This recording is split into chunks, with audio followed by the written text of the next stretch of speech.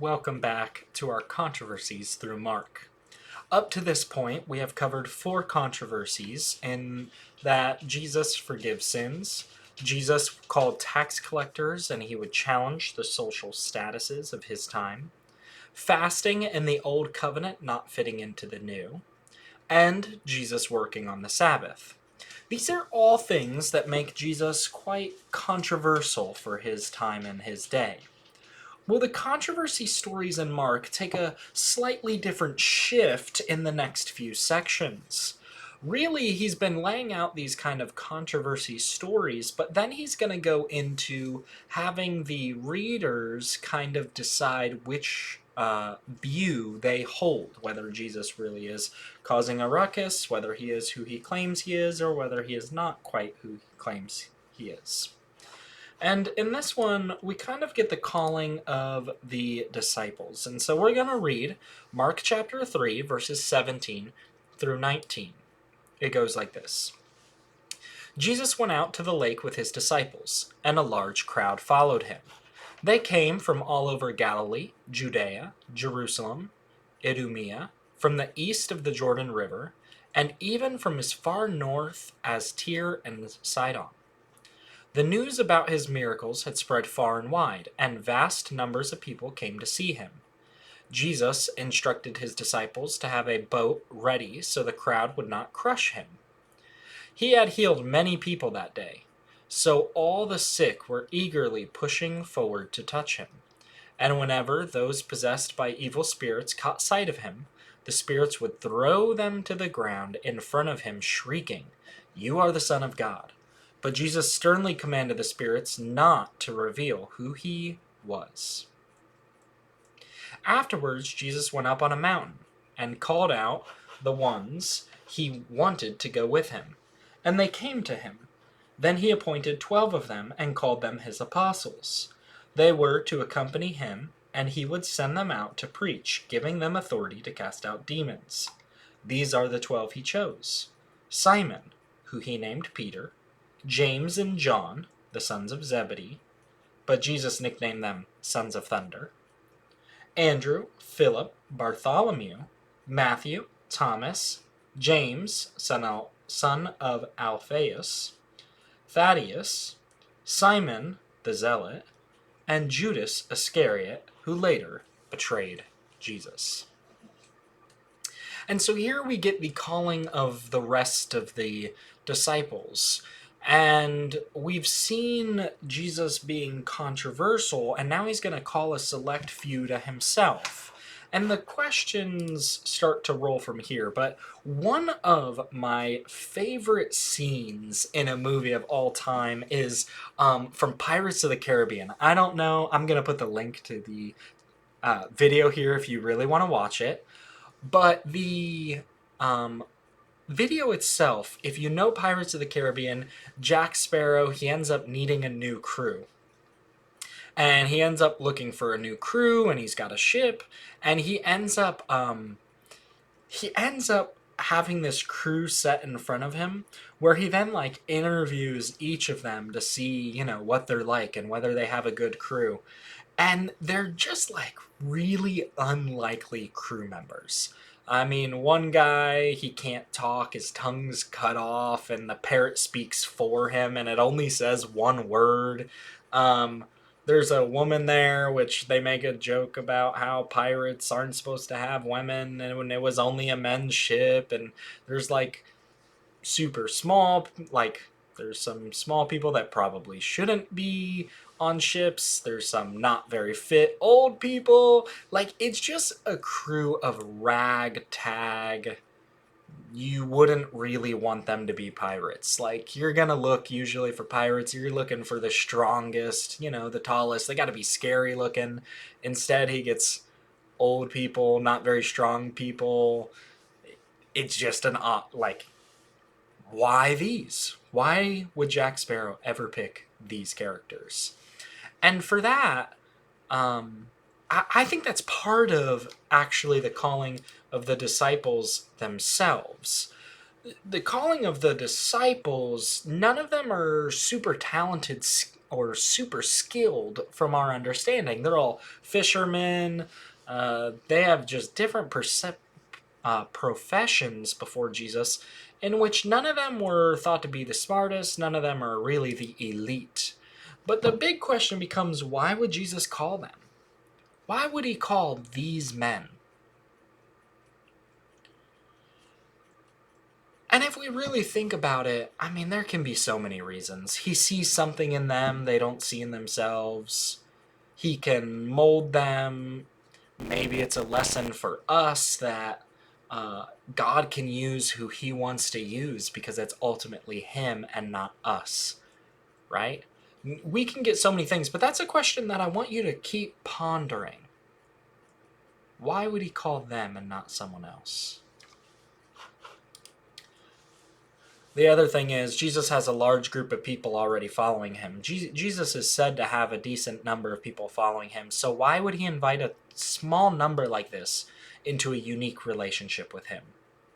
Now, I think part of that is he calls 12 disciples, and the number 12, I think, correlates to the 12 tribes of Israel, in which Jesus is symbolically calling all of Israel to himself. That's why I think the number 12 is there. He's symbolically calling all God's people to follow him. But I think he also calls the 12 because he needs to mentor some people for the mission to keep going out. Sometimes to be most effective in ministry and reaching people is actually not to have thousands and thousands of followers. Sometimes it's actually just having a few and teaching them how to multiply from there. It runs very counterintuitive to the world and runs very counterintuitive to many ministries today that are very focused on numbers and they're focused on a width without depth is often sayings that are said, where I think Jesus focuses on depth and less on width in that sense. He doesn't want miles wide but inches deep.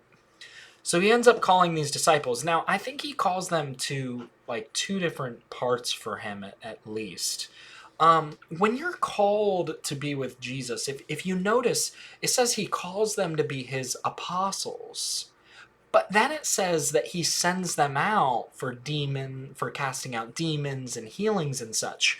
There is this aspect that when it comes to being a Christian, there's kind of this dual aspect. They flow together, but like the disciples are called to be with Jesus, then they do things for Jesus.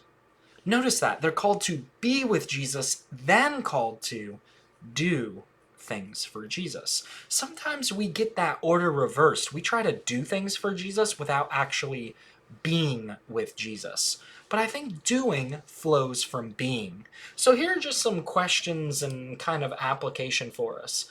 Is what does Jesus look for in the people he calls? And then we should ask ourselves, do we exhibit the same things? Okay? And I would really love for you, this question says members of our group, but this next question, what do you see in members of our group that makes them candidates for Jesus to use? I think we rephrase that question just a hair and just say, what do you see in the people around you that makes them candidates for Jesus to use? Because Jesus wants people to be with him and he wants people to also do things for him. It's kind of that dual nature. He pulls people in to also send people out. And so who around you, what could God be using them for or want to use them for that you can encourage and push into following Jesus even better? Now, what can you do personally to deepen your relationship with Christ? What can you do to be with him?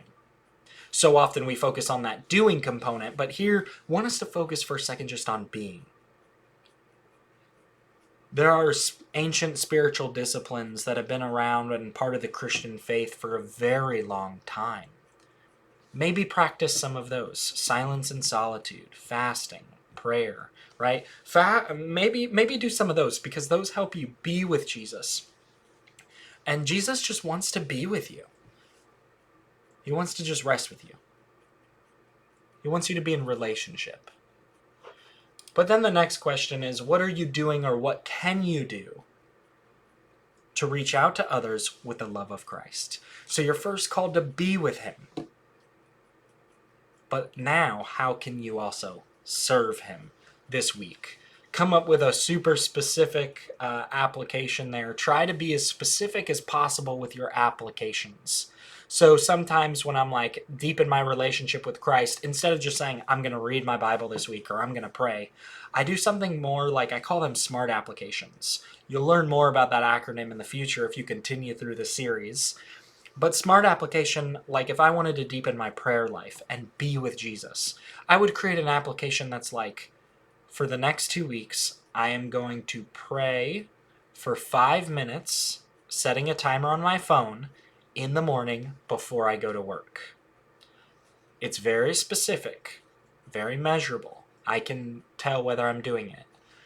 Create that type of thing for something you can do this week, someone you can reach this week, and for that being component, one way you can grow with Christ this week. This last one just showed up on top, but I thought it was the last one to really give us, and it is this one here. What does Jesus see in you? I think sometimes we think about how Jesus views others, but we rarely think about how Jesus actually views me, how he actually views you. And so take a second on that and think through why he views you the way he does. Because he loves you. He cares for you. You didn't earn it. You don't deserve it. But what does he see in you that he would love for you to foster and steward to reach those for him? You're called to be with him. You're called to do for him. And so Jesus has called his disciples, very controversial. He could have called better people, but instead he calls those who society would never have thought to call. Which is interesting. In the controversy stories, we're learning which side do you fall on. And here's the great thing when it comes to Jesus. You don't have to be the best of the best to fall on one side. He doesn't only call the greatest. When it comes to the controversy stories, they make us choose a side. Follow Jesus or follow the Pharisees and the scribes. Who do you believe? And if you believe Jesus and you follow Jesus, you don't have to be the best of the best. You don't have to be the most ideal. You can be the people thrown out by society. You can be the people. You can be the person to follow Jesus even when no one expects much from you. That is the radical news of Jesus, and that is the radical news of the gospel. See you later to cover the next story in Mark.